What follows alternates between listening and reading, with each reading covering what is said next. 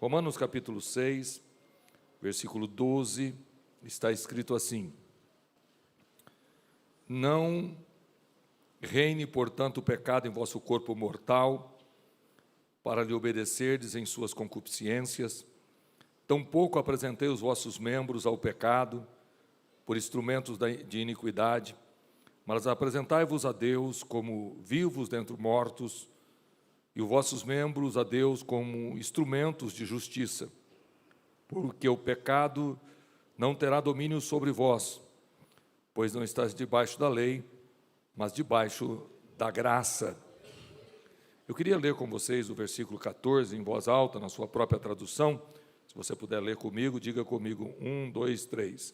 Porque o pecado não terá domínio sobre vós, pois não estáis debaixo da lei, mas debaixo da graça. Tome o seu assento, dando glória a Deus. A expressão do apóstolo Paulo sobre o pecado e sobre o domínio do pecado é muito diretamente falando aos nossos corações que nós não precisamos ser dominados pelos desejos que não agradam a Deus. E eu quero trabalhar algumas semanas sobre pecado escondido, aquele pecado que ninguém sabe, aquele pecado da intimidade. E muitas vezes não é um adultério, muitas vezes não é uma coisa tão grande, mas é um pequeno câncer que está crescendo dentro de você. Porque a vida cristã depende de uma vida séria. Você tem algumas obrigações em Deus para ser feliz. E às vezes você acha que o seu casamento você pode tratar da maneira que for. E não é verdade. Toda serva de Deus, todo servo de Deus tem uma orientação de Deus para viver a vida conjugal. Aos jovens, aos obreiros, aos profissionais.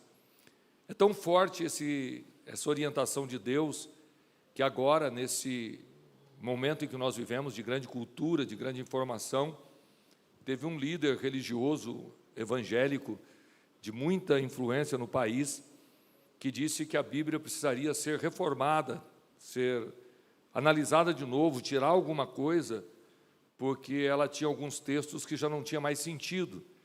E ele usou como base o texto que Paulo fala: se você for escravo, sirva ao seu Senhor como se estivesse servindo a Jesus Cristo.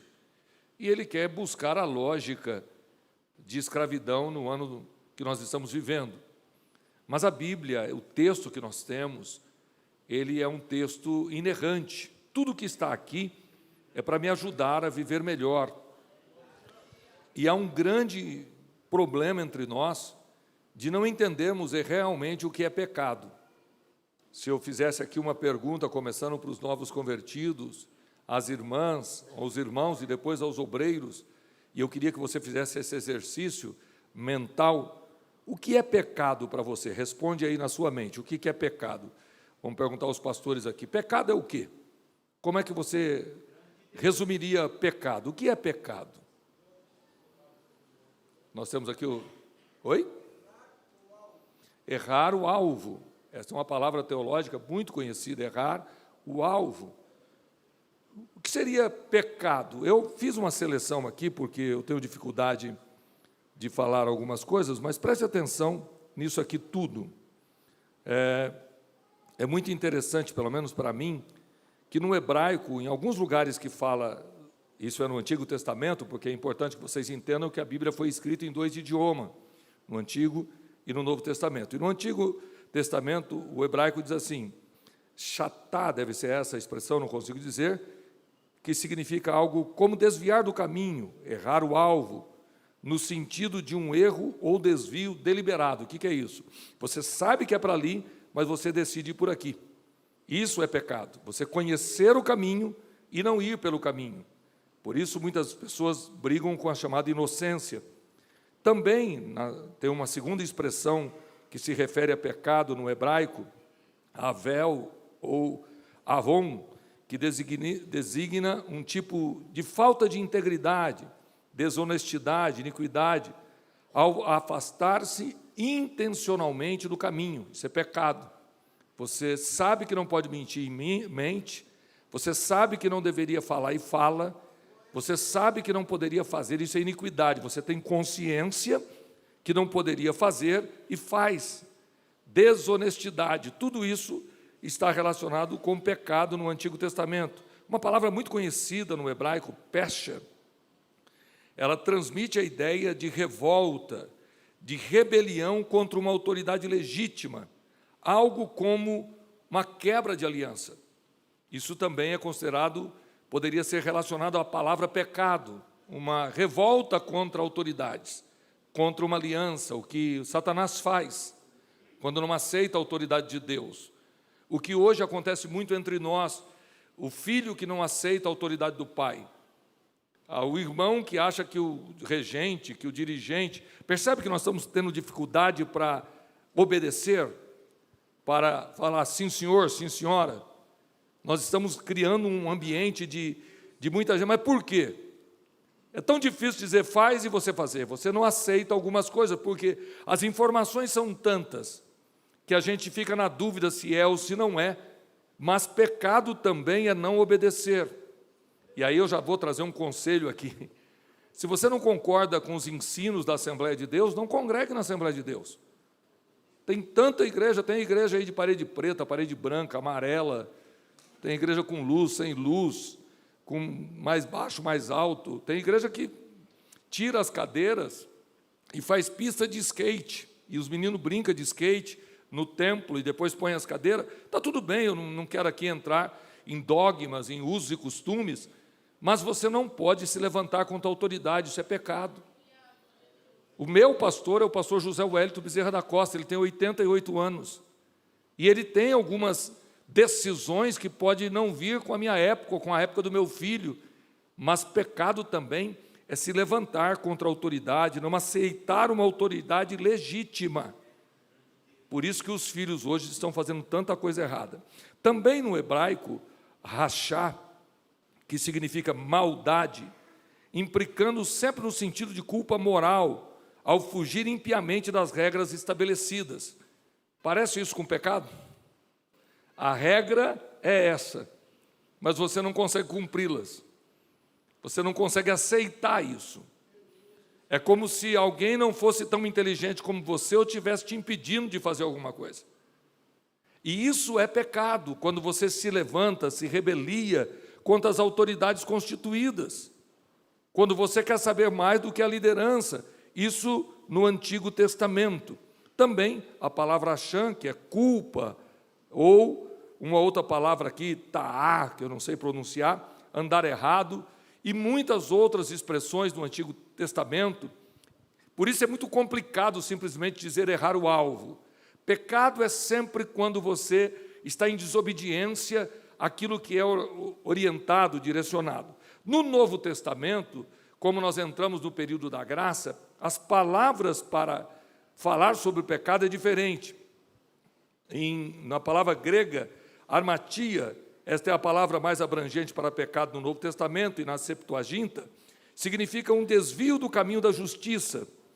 Ou 2, adiquia, que seria injustiça. 3, anomos, usada para se referir àquele que transgride a lei. 4, paraptoma, algo como ofensa ou transgressão deliberada. Preste bem atenção nessa palavra deliberada. Quando você tem consciência que não deve fazer e faz. E também poneros, que geralmente refere-se à iniquidade moral. Bom, todas essas palavras difíceis, que eu não vou conseguir repeti-las de novo se não estiver lendo como eu estou lendo, pela minha própria falta de capacidade e de conhecimento do original, mas eu quero trazer para vocês, meus irmãos, a pergunta que não se faz: estou pecando? Estou indo? O que é pecado? É errar o alvo? Estou acertando o alvo? Porque os nossos púlpitos estão falando muito sobre a vitória, o milagre, a porta aberta, Deus entrou com providência. Há hoje uma tendência entre os nossos pregadores de falar: você está sentindo uma grande dor, você está com um problema, Deus vai entrar, porque esta palavra dispõe alegria na igreja. Então nós estamos muito usando a expressão que traz a você do altar uma palavra que vai te dar força. Mas qual foi a última vez que você foi numa igreja que alguém estava pregando contra o pecado? Qual foi o último culto que você participou, que alguém tentou abrir e falar sobre pecado? Nós temos algumas expressões de pecado em várias áreas, mas o meu problema com vocês, evangélicos, não é o pecado mais conhecido. O pecado maior da Assembleia de Deus é adultério. É a relação sexual fora do casamento, que o pastor é excluído, que a irmã é excluída, nem sempre, né? Mas é excluído, que é tirado do meio. Mas depois nós estamos deixando os outros pecados meio de lado. A mentira, o palavrão, a briga entre marido e mulher, a revolta do filho contra os pais, a maneira de se vestir, a maneira de tratar as pessoas, o ato do que você vive. E o que está acontecendo? Quando nós não ensinamos sobre o pecado, sobre errar o alvo, sobre fazer o que não agrada a Deus, você começa a ter problemas aqui e possivelmente vai ter problemas depois e pode perder a eternidade. A grande verdade é que eu compararia o pecado a um câncer. Diga comigo, câncer.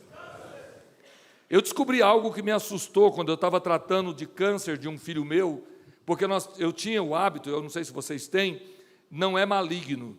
E aí a médica olhou para mim, porque hoje os médicos são muito sinceros, falou, não tem câncer maligno e benigno. Se é câncer, é maligno. Como? Não tem. Você pode ter um tumor que não é câncer, mas se for câncer, é maligno. E eu não sabia disso, para mim tinha o câncer maligno e o benigno, toda a vida eu falei isso. Mas não, os médicos gostam de amaciar, né, para a pessoa não ficar tão assustada. Não se preocupe, é um câncer, mas não é maligno. Porque toda vez que existe uma célula estragada, que é o câncer, que está fora do lugar, ela pode te matar. Pode ser o câncer no seio, pode ser o câncer na pele, pode ser no dedão do pé, no dedo da mão. O câncer, ele tem poder de matar, seja interno ou externo, se não for tratado. A grande força da ciência, que evoluiu demais, prova-se que o câncer, quando ele é descoberto no início, ele tem grandes probabilidades de ser curado. Porém, como é que você descobre um câncer, um pequeno tumor que está no fígado? Um pequeno tumor que está no intestino, no estômago, no esôfago? São câncer, por exemplo, recentemente nós tivemos um familiar de um irmão nosso que estava tudo bem, não sentia nem dor de cabeça, e um dia ele passou muito mal, sentiu muita dor, foi para o hospital, não achava, quando descobriram, ele estava com inúmeros tumores cancerígenos no cérebro. Tinha mais de 5 tumores no cérebro grande. E da sua internação não houve como tratá-lo. De lá ele saiu, infelizmente, em óbito. E como é que cresceu esses tumores na cabeça dele e ele não viu, nem sentiu nada? Porque o câncer, ele é traiçoeiro. O câncer, ele cresce sem perceber-se. Existe uma coisa que os homens têm muita dificuldade de falar do câncer de próstata. E, naturalmente, há algumas brincadeiras, alguns sorrisinhos quando se fala da próstata, mas nada mais é que um pequeno tumor, na verdade, não é um tumor, é como o baço, como o rim, como o fígado. A próstata é parte do organismo humano masculino. Todo homem tem a próstata, que é uma coisinha pequenininha que está ali no reto, que tem as suas funções hormonais, mas que ela pode ter um câncer. A próstata não é problema. O problema é a doença na próstata. E a maioria dos homens tem dificuldade de fazer os exames antes para saber se está bem ou não o seu órgão chamado próstata. Por quê? Porque o exame é invasivo. Eu tenho uma pessoa muito próxima minha que diz que odeia médico, porque quando vai no médico, o médico quer que tire a roupa, é muito vergonhoso ficar, essa é uma menina, ficar nua na frente de alguém que ela não conhece, e ela usou a expressão, médico é só para descobrir doença. Então eu prefiro não ir, eu fiz o último exame, ela usou a expressão Papa Nicolau, faz 15 anos. Eu não quero ninguém mexendo no meu seio, porque tem aquele exame do toque, de colocar, e é muito realmente invasivo alguns exames, mas prova-se, que eu estou dando mais aula de medicina do que Bíblia, né? Prova-se que se fizer o exame antes e descobrir no início, a cura é muito, muito provável.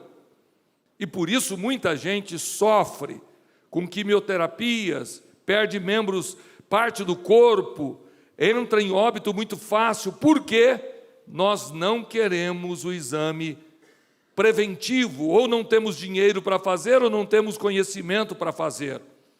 E eu quero falar sobre essa aula de medicina, para aproveitar e dizer, faça exames preventivos, nem se levar 6 meses, 1 ano para ir no SUS, é melhor daqui 1 ano do que não fazer, porque 1 ano também chega, vai lá e faz os seus exames. Mas o pecado é como um câncer, se ele for descoberto no início, é mais fácil tratar, é mais fácil ter cura. A probabilidade de curar o pecado no início é muito maior do que no final. Então talvez você não entende o que é uma menina que foi namorar e está beijando e está abraçando, e o namorado tocou nos seus seios, tocou nos seus órgãos genitais, e ela ficou meio sem jeito, mas estava naquele... E ela chegar em casa e disse, mãe, vai mudar ou não vai a situação? Chega, pai, o cara estava fazendo, ele fez assim, assim, como é que o cara vai ficar se o pai chamar? Mas como é que conta isso para o pai? Como é que conta isso para a mãe? É muito mais fácil o marido que fala bem, hoje a secretária, hoje a fulana, olhou para mim, piscou, mandou um beijinho, deu um sorriso, eu baixei a cabeça, quem foi essa? Sirigaita?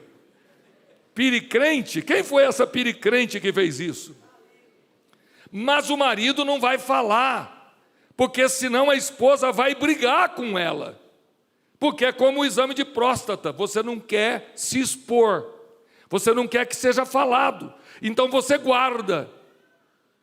Porque o pecado escondido é o câncer que vai destruir a sua alma, vai destruir as suas emoções, vai te levar a perder a alegria de Deus, vai te levar a perder o poder de Deus, vai te levar a perder coisas lindas que Deus tem para você, porque você está com alguma coisa aqui dentro que está destruindo você, a sua intimidade, aonde ninguém vê, mas que Deus te trouxe hoje aqui, para te fazer um exame completo, e dizer para você, o tratamento vai ser para mudar, para arrancar de você essa desobediência, arrancar esse pecado de você.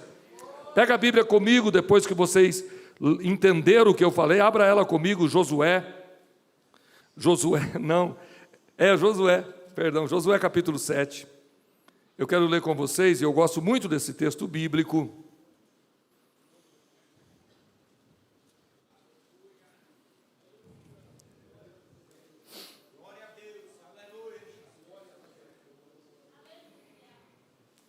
Josué capítulo de número 7, verso de número 5. E os homens de Ai feriram deles alguns 36 e seguiram-nos desde a porta até Sebarim, e feriram-nos na descida, e o coração do povo se derreteu e se tornou como água. Então Josué rasgou os seus vestidos e se prostrou em terra sobre o seu rosto, perante a arca do Senhor até a tarde. Ele e os anciãos de Israel, e deitaram pó sobre a sua cabeça. E disse Josué ao Senhor, Jeová, por que com efeito fizeste passar a esse povo o Jordão, para nos dares nas mãos dos amorreus, para nos fazerem perecer? Oxalá nos contentáramos com ficar da além do Jordão. Diga comigo, seria melhor, diga comigo, seria melhor ter ficado sem a terra prometida. Porque é literalmente o que ele está dizendo. Era melhor estar no deserto. Nós entramos aqui para ser humilhados. Josué, que tem um encontro pessoal com Deus. Josué, que ficou 40 anos com Moisés. Josué, o homem da intimidade, que passou o mar vermelho a pé enxuto. Josué, que comeu 40 anos maná. Josué, que ouviu a glória de Deus, que Deus falou pessoalmente com ele. chegou um momento que ele disse: não vale a pena. E por que ele disse que não vale a pena? Porque 3.000 pessoas, uma cidadezinha desse tamanho, é mais forte do que o povo de Deus. Josué tinha entrado naquela terra 40 anos atrás e disse: se o Senhor for conosco, nós vamos derrubar os gigantes. E agora Deus não nos abençoou. E ele rasga os seus vestidos, que é um sinal de protesto. E quando ele faz isso, ele diz: Deus, não valeu a pena entrar na terra prometida. Olha para mim, segura a Bíblia aberta, olha para mim. Levanta a cabeça, olha aqui. Ei, olha aqui comigo. Cutuca a irmã que está perto de você, o irmão pede para ele olhar para o pastor. Olha aqui para mim. Quem sabe você vai dormir, olha para mim. Eu quero que você preste bem atenção no que eu vou dizer. Muitas vezes, o casamento que era a terra prometida torna uma tribulação, sim ou não? Muitas vezes, o ministério que era o sonho e a promessa torna uma tribulação, sim ou não? Muitas vezes, o filho que nós oramos, sonhamos, torna-se uma tribulação. A promessa, o lugar da bênção, começa a virar o lugar do problema. O filho que você chorou porque estava grávida, lá na frente esse menino torna-se uma tribulação. A esposa, o esposo que você sonhou, que gastou dinheiro para fazer o casamento, e dentro da promessa vira um problema. É isso que Josué está dizendo. Era melhor ter ficado no deserto. Olha para quem está do seu lado e diz: não era melhor ficar no deserto. Diga para ele: não era melhor ficar no deserto. Levante a mão direita para os céus. O Senhor tem a essa igreja algo maior do que o deserto. O Senhor tem algo melhor a você do que aquele tempo lá atrás. Deus vai te abençoar nesse lugar que Ele prometeu.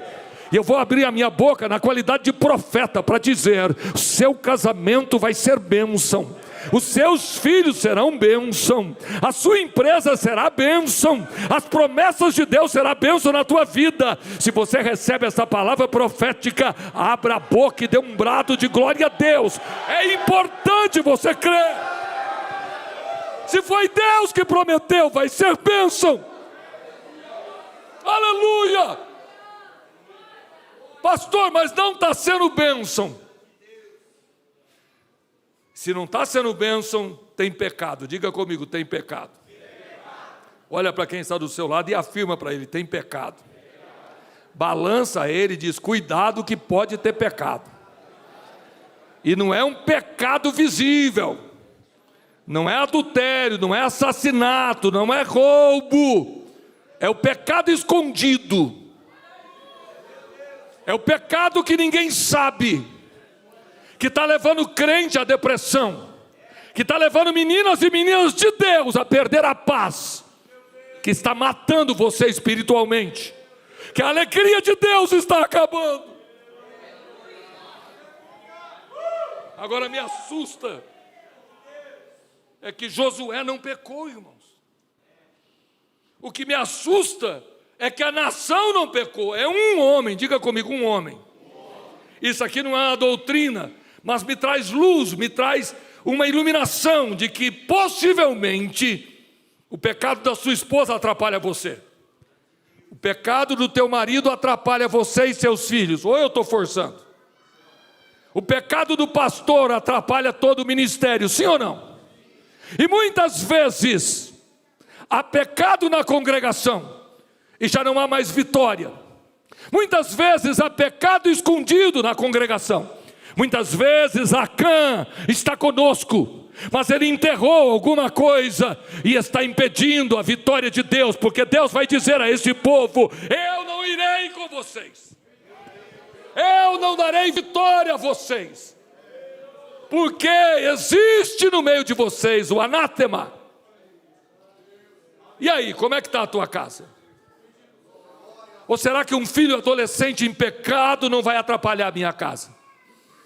Ou será que alguém, o seu marido vendo pornografia, não está atrapalhando a relação de vocês? Ou será que a miséria que está acontecendo no escondido, as palavras, as piadas, aquilo que ninguém vê, não está impedindo você vivenciar a promessa de Deus? Porque se Deus te trouxe aqui, eu quero que você entenda, a vida cristã é uma vida de pureza. A vida cristã é uma vida sem mentira. A vida cristã é uma vida de santidade. Quem crê nisso, abra a boca e dê um brado de glória a Deus. Não dá! Não dá para servir a dois senhores. Ou você serve a Deus ou serve a Mamon. Não dá para falar mal do diabo no culto e brincar com as coisas do diabo lá fora. Ou você abandona o pecado ou vai sofrer você e a tua casa. Ei, escuta-me. Vez ou outra Deus fecha a porta. Vez ou outra o céu se torna de bronze. Porque Deus quer que você comece a procurar o que está errado lá na sua casa. Sua filha pode estar se perdendo e você não percebe. Seu filho pode estar sendo assediado na escola e você não percebeu. Talvez você não parou para pensar que a sua brincadeira com pornografia está destruindo a tua fé. Talvez você pense que o seu namoro horrendo, sujo, não vai atrapalhar nada, porque depois você vai casar. Não, santidade ao Senhor. Ele é santo. Ah, santidade a Deus. Eu creio no que eu estou pregando. Se tem crente aqui pentecostal, vem comigo dando glória, porque Deus está procurando os verdadeiros adoradores. Ei, curva a tua cabeça dando glória a Deus. Curva a cabeça dando glória a Deus. Fecha os olhos, abra a boca e diga glória a Deus. Oh! Era melhor ter ficado no deserto. Era melhor não ter casado. Era melhor não ter sido pai. Era melhor não ter tido montado essa empresa. Era melhor não estar no púlpito. Era melhor não ter obedecido o meu chamado. Você está dentro da promessa e está achando que não valeu a pena. E sabe o que é triste nisso, Márcio? É achar que o deserto é melhor do que a terra da promessa. Sabe o que é triste? É você estar dormindo com a mulher que você ama e achar que não valeu a pena. Sabe o que é triste? É você ser dizimista, ofertante e achar que não valeu a pena ser crente. Sabe o que é triste? É achar que está tudo errado. Você está na igreja, mas está tudo errado. Você é crente, mas do que adianta ser crente? Está dando tudo errado na tua vida. E sabe o que me admira? É que um homem tão íntimo de Deus, como Josué, ele não consegue perceber que tem algo errado. Ele revolta-se contra Deus. Parece que a história não mudou. Por isso que eu digo que aqui tem uma iluminação, tem alguma coisa que me leva a perceber que essa história pode ter a ver com alguma coisa nossa. Porque tem dois caminhos aqui, e é muito importante, porque vocês estão numa série de ensino. Olhe bem para mim, se você puder escrever isso, escreva para mim 2 caminhos. Escreve para mim aí, pega o celular como se estivesse mandando uma mensagem de WhatsApp para alguém, porque isso vai mudar a sua história. Pega aí, mesmo que você não mandar a mensagem, mas só para salvar, pega aí o bloco de anotação, escreve lá 2 caminhos, eu já estou terminando. O primeiro caminho é acusar alguém. Escreve aí, o primeiro caminho, acusar alguém. É meu pai, é minha mãe, é meu marido, é meu patrão, é o meu pastor, é o dirigente, é o líder de jovem. O primeiro caminho é você acusar alguém. Escreve aí, o primeiro caminho é acusar alguém. Quem é culpado do seu problema? Sua esposa? Seu marido que é ruim? Você é muito crente. Você é uma santa, seu marido não vale nada, mas você, misericórdia, que santidade. Esse é o primeiro erro de todos que erra o alvo, pastor Daniel. Eles, em vez de irem para o caminho da humildade, de caminhar mais uma milha, de dar a outra face, em vez deles caminharem no caminho do perdão, do amar o próximo como a si mesmo, eles começam a ir para um caminho e não percebem que é pecado. Porque se o meu marido errou, se a minha esposa errou, se o meu filho errou, eu tenho que parar de dizer, eu posso resolver. Você não entendeu. Eu posso resolver essa situação. Abra a boca e repita comigo. Eu posso resolver essa situação. Escute isso, porque se o pecado é de Acã, se o pecado é de alguém, Deus vai te dar graça para ajudar alguém. Não é hora de você apontar um culpado. Segundo caminho, pensar que Deus falhou. Escreve aí, pensar, que você não vai falar, mas lá dentro você pensa, Deus falhou. Ele tinha prometido, ele disse que essa empresa seria uma bênção, ele disse que o meu casamento seria uma bênção, eu ouvi uma profecia, Deus tinha... E aí nós começamos a pensar, Deus poderia ter entrado com providência, porque esses dois caminhos são caminhos de Satanás, para nos levar a pensar em qualquer coisa, menos em pecado. Mas hoje você vai escrever aí, terceiro caminho. Escreve bem claro e grande, se puder. No celular tem um negócio para você escrever só no maiúsculo. Escreve, é pecado. Se você vai escrever isso aí, alguma coisa vai mudar na sua vida, é pecado. Aí você vai se examinar, o pecado não está em mim. Eu não estou mentindo, eu não estou falando palavrão, eu não estou vendo pornografia, o pecado não está em mim. Aí você vai jejuar e orar, Senhor, revela-me se tem algo errado na minha vida. Porque quando você começa a orar, de repente Deus vai abrir os teus olhos, Deus vai abrir o teu entendimento e você dizer, é verdade, eu estou errado. Eu não estou orando, eu não estou jejuando, eu não estou lendo Bíblia, eu não estou frequentando a igreja, eu estou com ódio no coração, alguma coisa pode estar errado comigo. E se é pecado, Deus revela, porque o Espírito Santo virá ao teu encontro. Se você crê, Deus vai trazer a revelação. Meu Deus, põe a mão em alguém. Põe a mão em alguém, dando glória a Deus. Põe a mão nele para ele sentir Deus. Põe a mão nele e diga para ele, o pecado escondido pode te matar. Diga para ele, o pecado escondido pode te matar. O pecado escondido pode destruir a tua fé, destruir o teu ministério, destruir o teu casamento. O pecado escondido vai destruir as tuas emoções.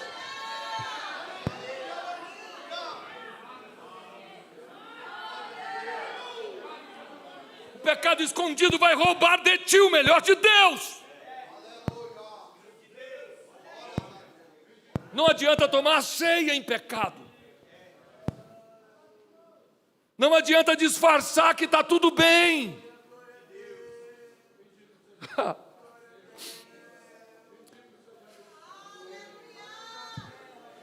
Ser derrotado dessa maneira, meu Deus. Era melhor ter ficado no deserto. Não valeu a pena chegar até aqui. Oh, meu Deus. Pegue na mão de quem está do teu lado com temor. Eu preciso terminar. Pegue na mão dele com muito respeito. Diga para ele, você chegou até aqui porque Deus te trouxe. Segure a mão desse crente, porque Deus vai vir ao encontro de algumas famílias que estão aqui. A tua casa é um lugar de Deus. A tua família pertence a Deus. Se você crê nisso, abre a boca e dê glória a Deus. Porque se você entender o que eu estou te ensinando aqui, alguma coisa vai mudar. A culpa não é de ninguém. A culpa não é de Deus. É pecado. E se eu fiz uma análise, se o pecado é meu, e eu estou dizendo para as meninas, para os meninos, para os irmãos, para as irmãs, se o pecado é meu, eu mudo. Mas se eu estou vivendo uma vida de oração, estou lendo Bíblia, estou jejuando, estou frequentando os cultos, não estou mentindo, o pecado não é meu, tem pecado escondido. E pode ser a tua filha, pode ser o teu filho, pode ser a tua esposa, pode ser uma empregada doméstica em casa. Mas há alguém no seu ambiente que escondeu o pecado. Diga comigo, escondeu o pecado. Abra a Bíblia no capítulo 6, porque eu estou tomando como base.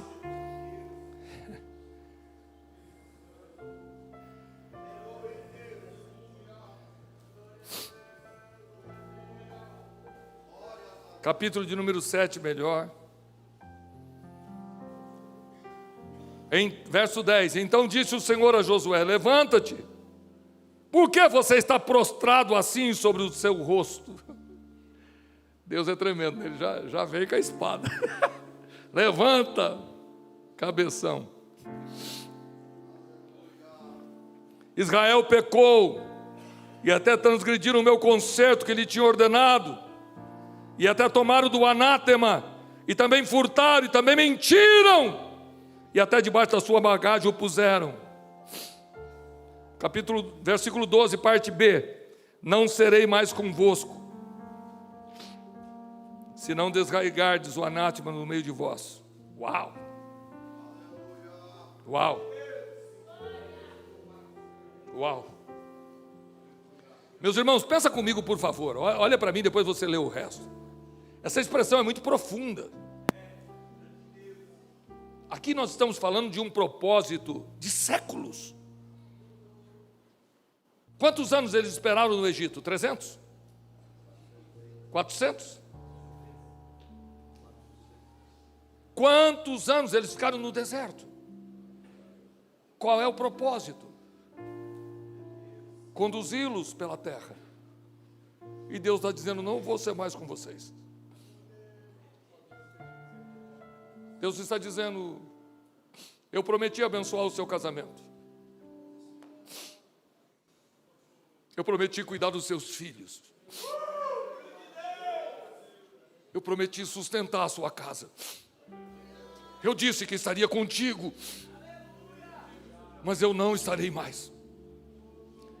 Eu não irei, é sério isso, né? Eu não irei mais com vocês. Queridos, olhe para mim. Algumas casas de crente estão sem Deus. Algumas casas já não há mais paz, já não há mais alegria. Seu lar não é um pedacinho do céu. Seu lar é um lugar de angústia. Seu casamento não é uma bênção. Não é possível que Deus habita num lugar de tanta contenda. Não é possível que Deus está cuidando dos seus filhos com tanta rebeldia. Eu te mostrei 3 caminhos. Se o pecado não está em você, tem alguma coisa escondida. E o pecado escondido destrói as minhas emoções. Diga comigo: o pecado escondido. Abra a boca e repita: o pecado escondido. É um câncer que vai crescendo e vai roubando a minha alegria, as promessas de Deus, a minha comunhão. Diga comigo: o pecado escondido destrói as minhas emoções. Feche os seus olhos, por favor. Diga: Deus, eu não quero pecar contra Ti. Solte a tua voz e repita isso: ó Deus eterno, o sangue de Jesus, Teu Filho, tem poder. Me perdoa, Senhor. Ore amas. Ore micando e ama. Ore amacando ama. Oh, eu estou sentindo que Deus vai quebrar alguma coisa aqui. Ah, o Senhor vai arrancar isso. Quem puder me ajudar aqui, vem comigo no glória. Quem puder me ajudar, vem comigo adorando, porque Deus quer fazer algo grande. Vai cair por terra a força do inferno, porque Deus te trouxe aqui.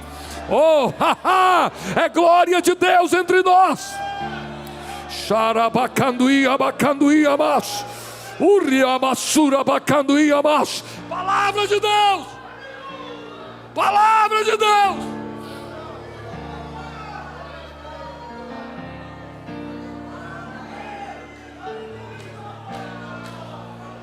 Uramassura, abacanduí, amash. Uramassura, abacanduí, amassura, abacanduí, amash. Porque o pecado não terá domínio sobre vós, pois não estáis debaixo da lei, mas debaixo da graça. Pecado não tem domínio sobre a tua vida. Não importa quão seja escuro, preto, negro, vermelho, o sangue de Jesus te purifica.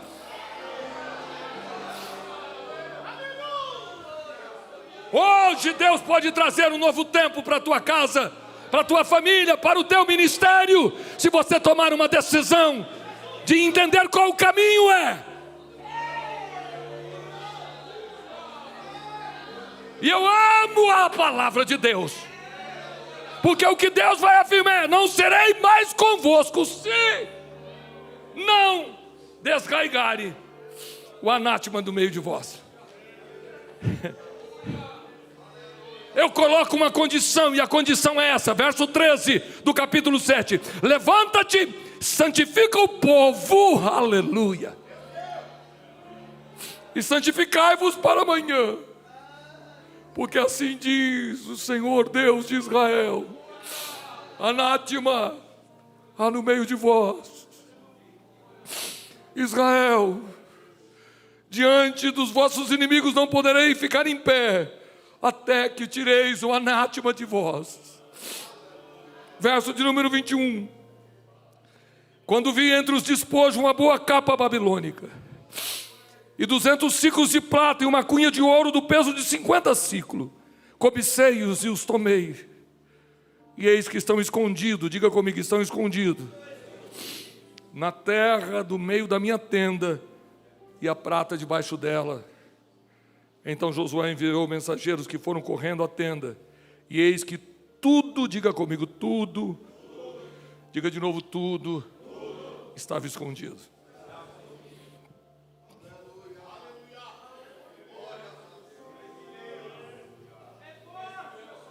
Eu olhei para tanto ouro, tanta prata, eu cobicei e disse: que pecado tem?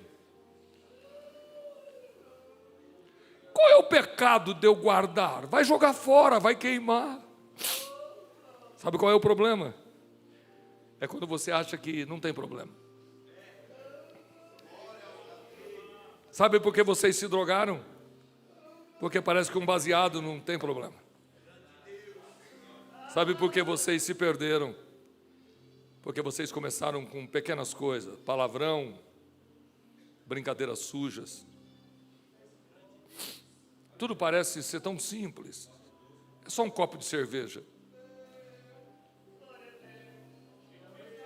Eu vou casar com ele, não tem problema. Sabe qual é o problema? É esconder. Esconder com a certeza que isso não tem problema. Mas Deus te trouxe aqui para falar contigo que o pecado escondido pode te matar.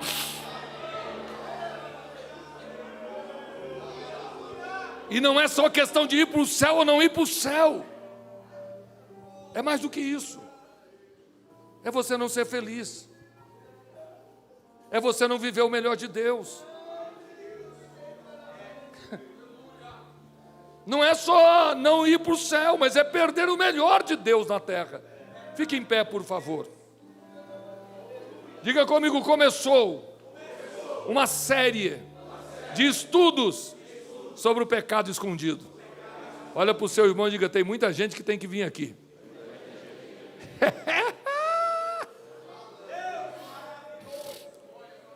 A gente tem uma facilidade para falar para os outros, né? Tem muita gente que tem que vir aqui. Agora diga para o seu irmão: começou uma série. Diga para ele: começou uma série. Fala para ele, Sandro, começou uma série sobre o pecado escondido. E eu preciso estar aqui.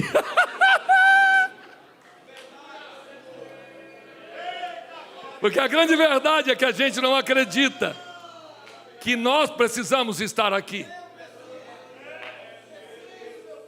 Porque esta palavra você deveria chegar em casa e abrir de novo a internet e pegar papel e caneta. Dizer: eu quero ver o que é isso.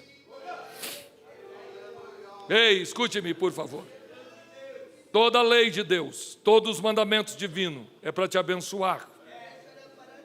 É como o pai e a mãe que querem impedir o menino de fazer algumas coisas, mas é porque quer ajudá-lo. Deus não tem vontade de te cercear, de te tirar os prazeres. Não. Quem fez homem e viu que não era bom o homem estar sozinho foi Deus. Homem e mulher é bênção, a relação a dois é bênção. Só que Deus colocou regras, porque essas regras vão te fazer feliz. E perceba as meninas de mais de 22 anos. Não ter relação sexual no casamento é pecado. Ter relação sexual fora do casamento é pecado, mas não ter no casamento também é. Porque o seu desejo será do seu marido. Mas a senhora está com problema, está com menopausa, está com dor de cabeça, sei lá mais o quê. Mas a senhora precisa entender que alguns pecados, eles são tão simples. E você esconde ele, ninguém sabe. Sabe, eu recebo mensagem aqui de irmãos dizendo: pastor, eu não sei mais o que fazer. Porque nós achamos que pecado é aquilo que agride. Mas o câncer que mata é o pequenininho. É a masturbação de um dia, pensando na minha esposa.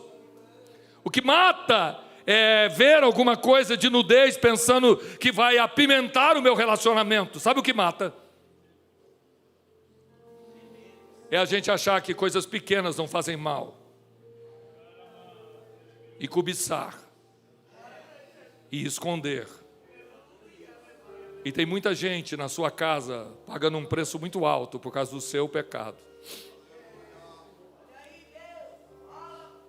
Mas o Senhor Deus pode limpar o pecado.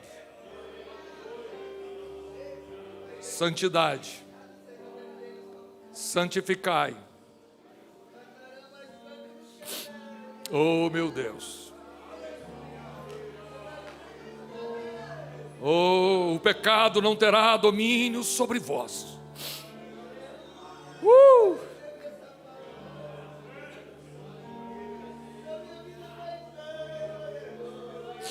Aleluia, olhe para mim, por favor. Eu termino aqui. Segure o piano. Eu penso que você tem que entender o seguinte: você pode ter uma pessoa na sua casa que bebe, que fuma, que se droga, e ele não atrapalhar a sua vida espiritual. Você pode ter na sua casa uma pessoa que é adúltera, e ele não atrapalhar a sua vida espiritual. Você é mais forte do que as trevas. O grande problema é o pecado escondido.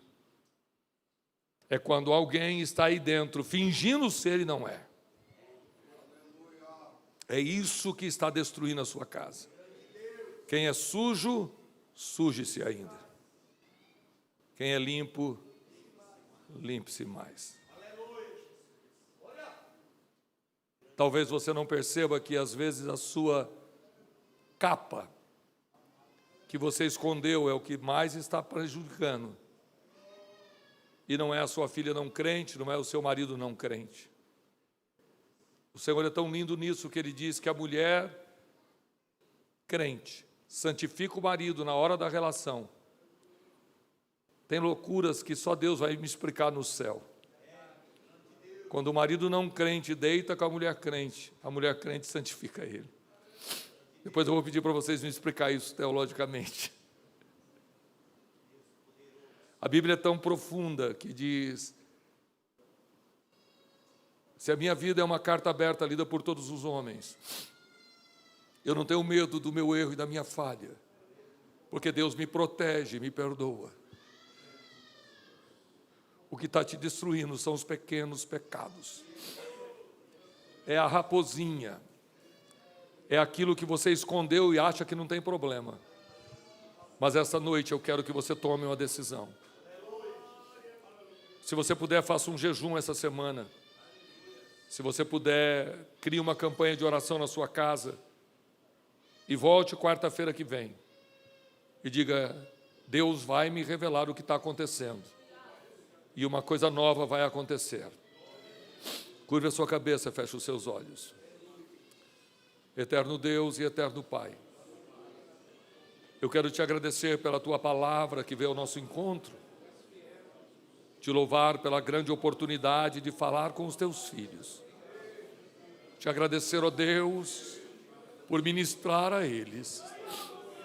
Ah, meu Deus, se houver porventura alguém que precisa, Senhor, mudar alguma coisa, trabalhe nos seus corações. O pecado não tem domínio sobre nós. Nós estamos debaixo da graça. Confirma a tua palavra com sinais e maravilhas, no nome de Jesus. Amém, amém. Dê um abraço no seu irmão e diga: Deus vai te abençoar na terra. Dá um abraço e diga: Deus vai te abençoar na terra. Aleluia.